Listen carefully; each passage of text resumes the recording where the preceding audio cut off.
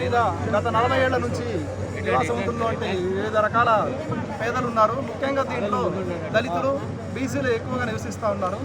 ఈ ప్రాంతం పక్కనే స్థానిక అధికార పార్టీకి సంబంధించిన కార్పొరేటర్ స్థలం ఉండటం వలన రెగ్యులర్గా పెట్టాల్సిందని మార్కింగ్ కంటే ఎక్కువ మార్కింగ్ పెట్టి ఇక్కడ పేదల్ని రాత్రి ఖాళీ చేయాల్సిందని చెప్పి ఒక కుట్రపూరితమైన వ్యవహారం జరుగుతూ ఉంది.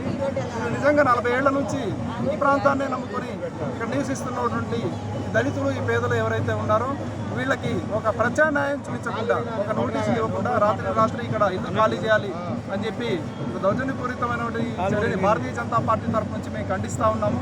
ఈ పేదలకు ఏదైనా ప్రత్యామ్నాయం చేసేంతవరకు వీళ్ళ ఈ పేదల్ని ఇక్కడ నుంచి పంపించడానికి మేము భారతీయ జనతా పార్టీ తీవ్రంగా ఖండిస్తూ ఉన్నాము.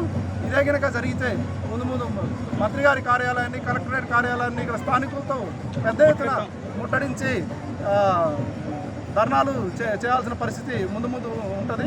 కాబట్టి ప్రభుత్వం ఏదైనా ముందు వీళ్ళకి హామీ ఇచ్చిన తర్వాతే ఏదైనా ఇక్కడ కూలగొట్టే చర్యలు, అభివృద్ధి కార్యక్రమాలు చేయాలని చెప్పి భారతీయ జనతా పార్టీ నుంచి మేము కోరుతా ఉన్నాం. జై భారత్ మాతా కీ జై. భారత్ మాతా కీ జై.